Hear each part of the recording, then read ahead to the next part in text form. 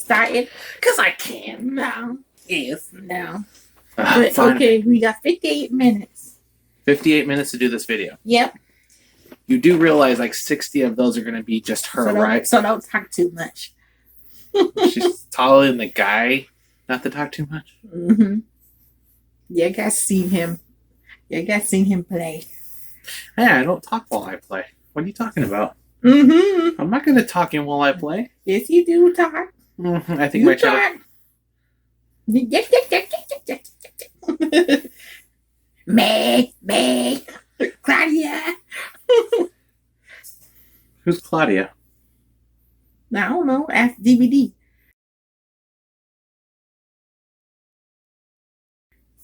Oops. I guess. See, this is what happens like when your wife wants kisses, but yet she puts lipstick on. Mm-hmm. It's like, well, but you just put lipstick on. Well, it won't come off. Exhibit A. You need some moisturize. The lip gloss will moisturize your lips.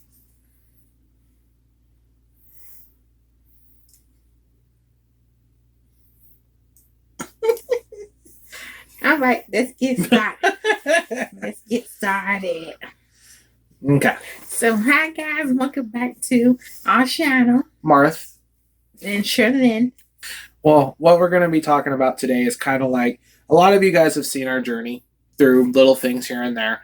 But what we're going to talk about is things I would say probably a year prior to marriage, right after the engagement, and how our lives changed after the engagement. Mm-hmm. Right. I think the steps we took, the things we did. Like from once I moved a different town to live with you. Yes. After, I think that was what, 2 months after the engagement? Yeah, 2 months. Because we got engaged. No, we got engaged in May, and I moved here in July. July, yeah. Yeah, so 2 months after the engagement. So yeah, that's when I moved. To here to live with him, and that's when we started our life together. And then one day, because I was very lonely, depressed, missing my friends and family. Because when you move to a different town, it's different. You don't have the same people around you. You have to make new friends and stuff like that. So I think one night we were just laying down and we was talking about like what can I do? Or we were just like, how did it go? One day we just said, actually, we should go to church. Well, we both have really strong Christian backgrounds in terms of I started going to church since I was like in the 1st or 2nd grade. Right. Her family was definitely religious, especially her father, as you guys have seen on her channel and stuff like that. Right. So we've come from religious backgrounds, but of course, as we grew older, we kind of went, it happens a lot for kids, and especially like if you could talk like for those that are in church a lot and know about it, or adults in the churches, you do know like kids will come regularly to church with their parents. I didn't go with my parents because my parents weren't Christians. But ultimately you'll go to church regularly, you'll fit in, have fun with your friends, and then once you turn 18, you'll either go to college, you'll gain responsibilities, and a lot of kids will kind of drift a little bit if their nature isn't strong enough with the Lord. Not nature, will. But long story short, we kind of still went to church off and on during our relationship. Yeah, because when he used to come visit me in my hometown, we used to go to church on Sunday. Every once in a while. Right. We of course we both believe in God. It's just because we didn't really get to see each other that often because we were long distance. Right. We were bad and had some Sundays where we're like, we'll just spend time with each other instead. Yeah. But once she moved in and we started actually being together full time, well, I guess part time because I gotta work. Work sucks, but it is what it is. But ultimately, we decided that we were going to start church hopping, and we tried a couple. I think it was one church here locally. Yeah, one here. Yeah. And then I was thinking about is like actually two. Your grandma's too. Oh yeah, we did. We did do two. The first one we went to, we thought was just a little too small for our liking. The second one was it just didn't seem personal. It wasn't like it was too big of a church, but it was more like the fact that they just were not. They were going through a lot of drama. Prepared. They were looking for a new pastor, and then everyone was like in disarray. So he was like, "You'll come back. We'll give it a shot. We'll come back in a couple months, hopefully after they get things in order." Because ultimately, when I was a kid, I attended a church. I'm not going to mention the names or anything, of course, for security purposes. Right. But it was a church that I attended from 2nd grade all the way through 7th grade, I think it was. Mm-hmm. Yeah, no, 7th part of 8th. And I was like, you know what? Let's go give it a shot, see if it's still the same church I remember when I was a kid. A lot of the people that I grew up with, some of them were still there. The actual pastors of the church at the time when I was there as a kid, sadly, he has moved on to the Lord. He was called home, and his son has taken over the church. Mm-hmm. And I always used to, when I was a kid, sat in the front pew with the pastors mm-hmm. in the front pew when I was a kid. And I would always, because, he was a big guy. I was a big guy. I just felt comfortable next to him instead of sitting with the rest of the kids, because I was not really that social because I was a fat kid. They really pick on the fat kids. They just, bullies, don't do it. No, evil. The evil, huh, baby? The bullies. The bullies? Mm-hmm. Don't be a bully. Yeah, don't. Or I'm going to take your lunch money, bullies. We see you in the comments. See, I'm 6'5" now. Yep. See, you bullied me back then when I was a small little guy. Try bullying me now. It ain't gonna happen. No. But back to the story. Yeah, so let's get started. So we started going to his church, and it was very nice. Everybody was very sweet, mm-hmm. and everybody's like, "Hey, that's you from the bus kid." Yep. they remember him really good, and they told me that he was a sweet little boy, that you were very sweet and kind, and so that made me feel good. So then he introduced me. We was engaged at the time. So he was like, "This is my fiance." And I met everybody at the church. And then so we just grew.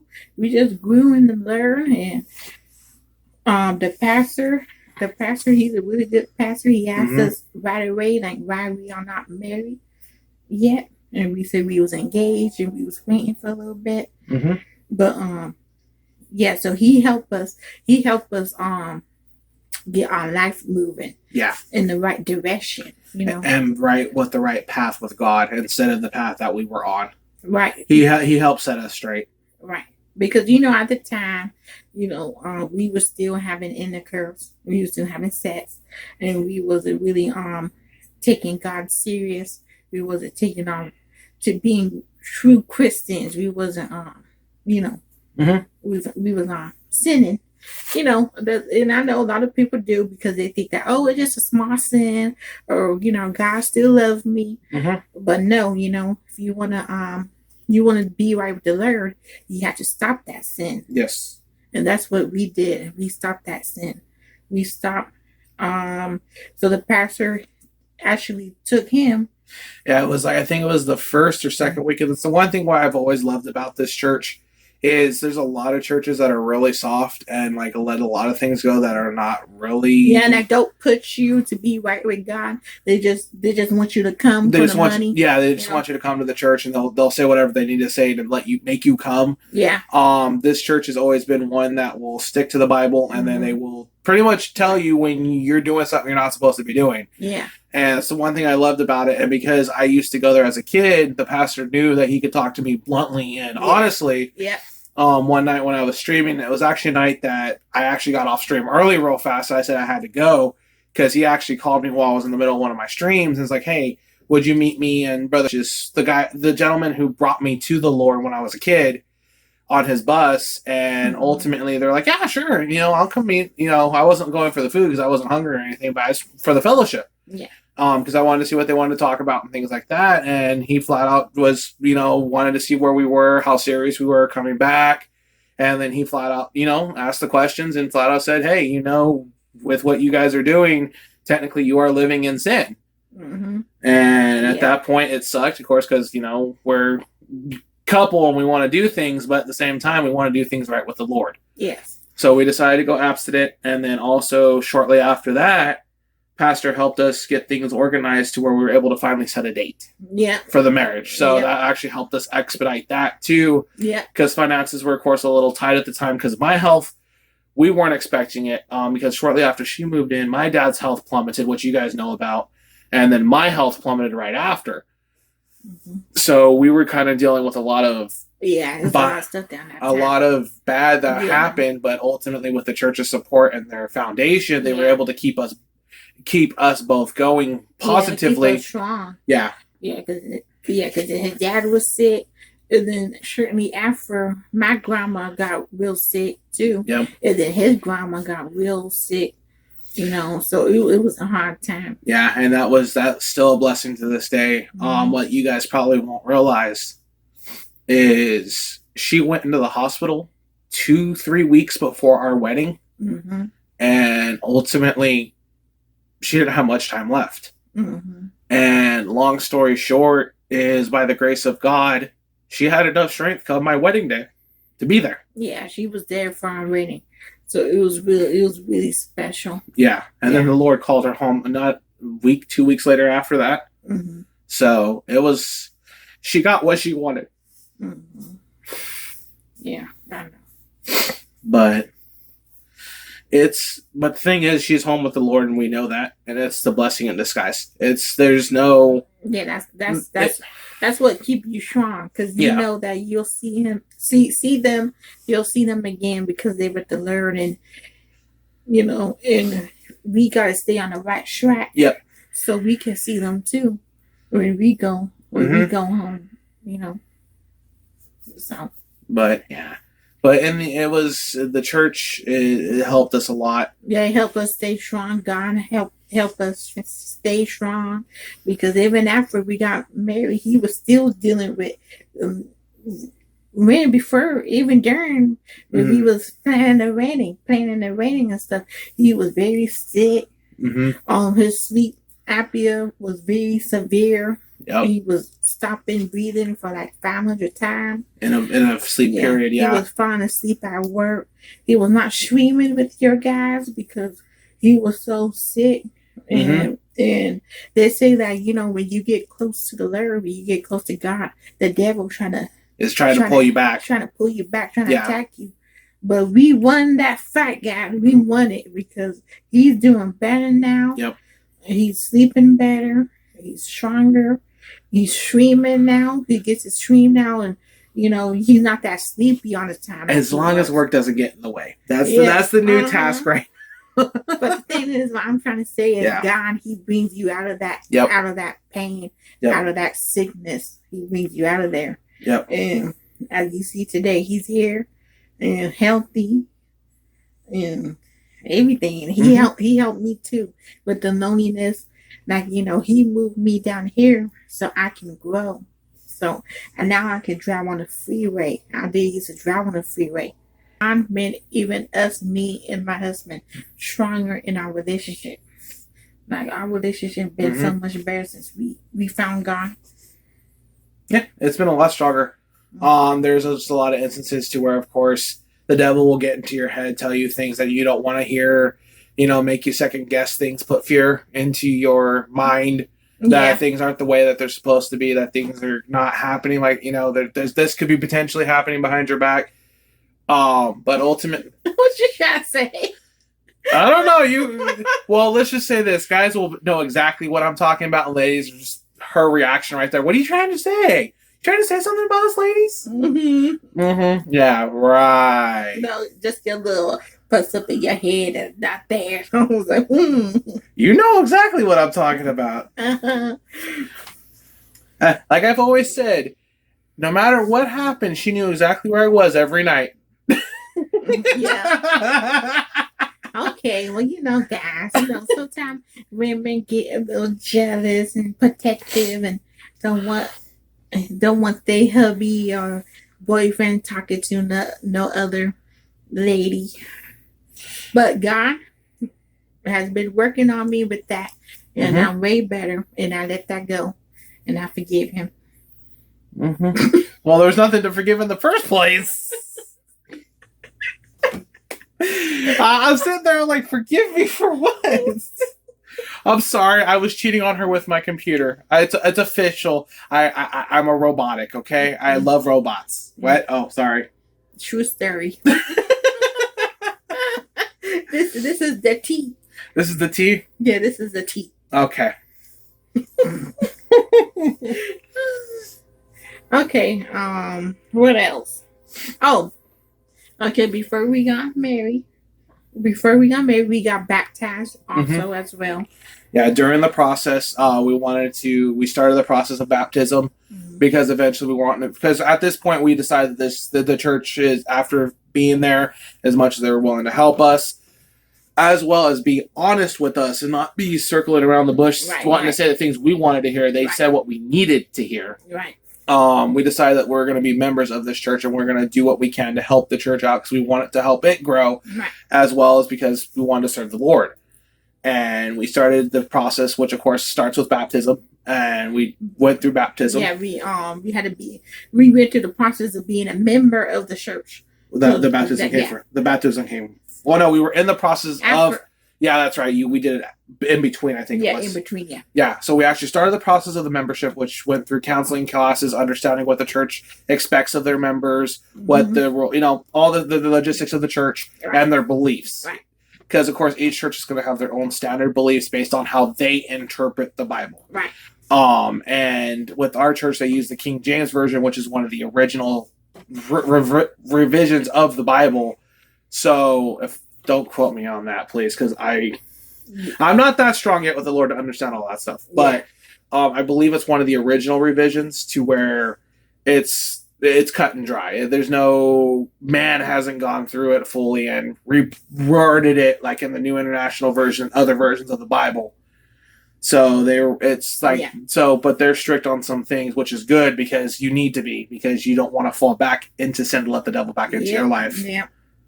Gotta let the sin go. But we got baptized. We got baptized together. We even wore matching shirts that day. Oh, yeah. We were pumpkins. Did. Yeah, we both were orange. Yeah, we were pumpkins. Yeah. Which was perfect for our October wedding, even though we were baptized in June. It was June. It was June? Yeah, my memory's not so. I have it, let me look. June the... What does that say? Oh, the 10th. June 10th. Okay. So ultimately, my memory. Woo! Yeah. So we got baptized in June 10th, both of us. Yeah, we dedicated our life. Dedicated our life to the Lord. Yeah. And then after we became members of the church, she's become very, very strong with the Lord and helping the church out in many different ways. Me and myself, I've been helping out more recently now that my health has gotten a lot better. Yeah. It's allowing me to. Oh yeah. So now it's well, even when he was sick, he was still helping out. Yeah, but it was ultimate. It was still hard because like some nights I would be like so bad after work. But now he can give 100% because now he's fully healed. And well, I want to say would you say you fully healed? Oh no, no, there's no way. The Lord gives you enough to do what you need to do. Yeah, he just have enough because he still have his days, his down days, and your guys see when he said he can't stream on certain days when he just feel like really bad and out of it, and then sometimes he just come off of work and go straight to sleep because he be like drained. And there's days where I just keep on going like the Energizer Bunny. Yeah, there's days he's up and won't get off the computer till 2 a.m. and I have to come tell him come to bed. And it's not my fault. You come tell me you're gonna him up. Hey, it's not my fault. You're coming to tell me you're gonna go to bed early. So I'm like, well, there's no point to go into the room early or get off early because you're gonna be already asleep. So I was like, okay, well, I'll just chill and hang out and be on the computer late because you're already asleep. And then I come to find out later she's not really asleep. She's on her phone like Facebook like every night, and it's like, I thought you said you were going to bed. Oh, YouTube. YouTubing it up. I love YouTube. You know it's a sin to lie, right? As you can see me on YouTube. Is this YouTube? I thought this was Mixer or Twitch. Couple channel. She lied to me again, chat. Couple channel. Okay, so the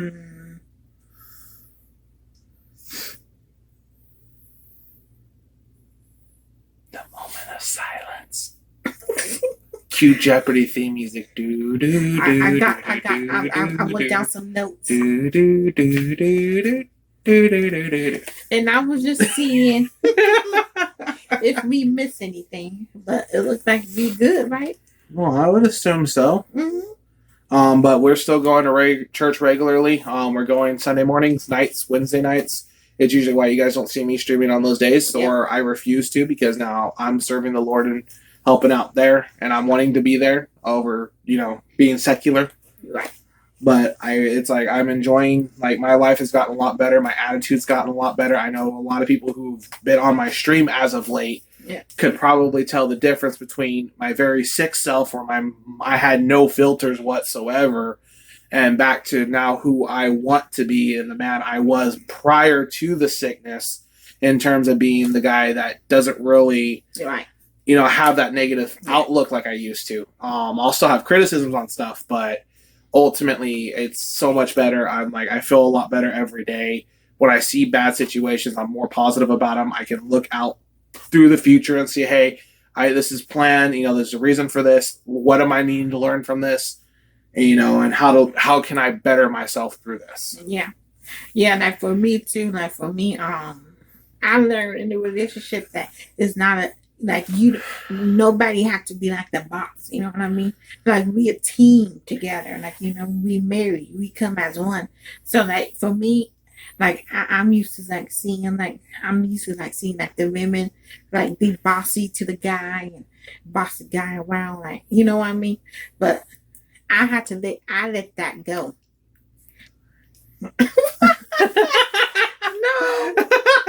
No, I'm way better. Yeah, you are. Yeah, because I know I was trying to like boss you around and like stuff like that. It might did work. Sometimes it works, but I stopped that because I know that we're a team. We have to work together. If I want him to do something, I have to ask nicely and kindly, and just know that we're a team. Nobody have to wear. If you're in a relationship, nobody have to wear the pants. And she's saying that as I'm in shorts and she's wearing the pants right now. Oh no! But yes, you guys get me. Nobody have to wear the pants in a relationship, because I know a lot of couples be like, "Who wear the pants?" Like I see on YouTube all the time, like, "Who wear the pants?" Nobody have to wear the pants. You guys can be even. You guys can share the pants. No, marriage is just work in general. It's like you're gonna find things because you won. You're one. To become one. You're together. That's what I mean. Mm-hmm. That's what I mean. You're one. We won. Mm-hmm. But ultimately, a marriage is always going to be a work in progress. If you don't believe it's going to be, then you really need a reality check, because there's always going to be things that I'm good at, or she's good at, or I disagree with, or she disagrees with. Right. And you have to be able to disagree in a manner to where it's not going to be destructive to your relationship. Is the biggest thing. Right. Communication is the key, but good communication is what you need to learn. Oh yeah, that's what we learned. We learned communication. Like communication help you a lot, because you don't want to have things from your spouse. It's like, and that's the one thing I've always told her at the beginning of my relationship. If I screw something up, just tell me. And ever since then, she has never stopped. Even if it's the smallest thing, and you find out that it'll even make you laugh sometimes.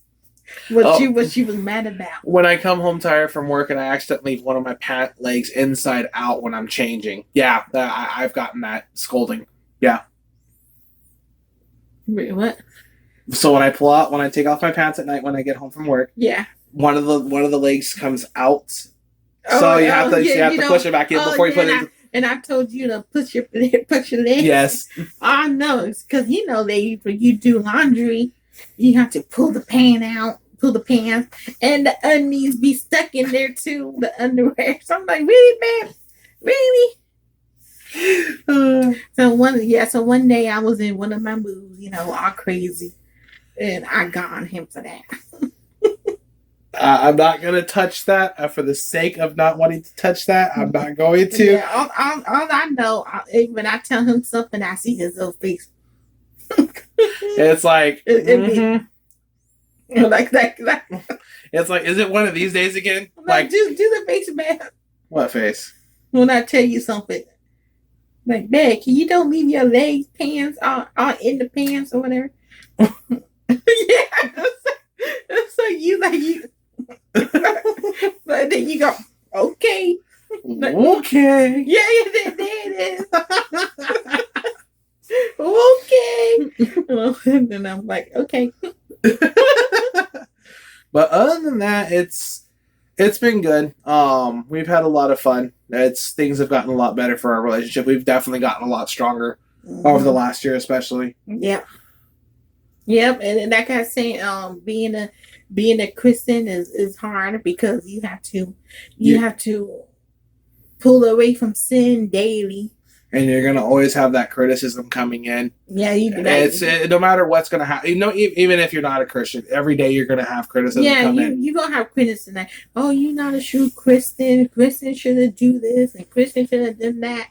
You know what I mean? People. That's what people. Yeah, and as a Christian, you have to learn. You have to learn on the fly. You have to. You have to learn to adapt and to resist temptations. This is the biggest thing because ultimately, it's like especially with my language. My language was a sailor's mouth while I was streaming for the last couple of years. It has gotten better, but I still do slip occasionally. Yeah. But it's not nowhere near as bad as it was. Right. And a lot of it comes down to where you do one thing wrong and people that know that you're a Christian, they're going to criticize you for it. It's like, hey, yeah, I know I'm a Christian. I know I'm not perfect. Yeah. I'm actually going to be going to pray about that later saying, God, I'm sorry. Can you please forgive me for what I did?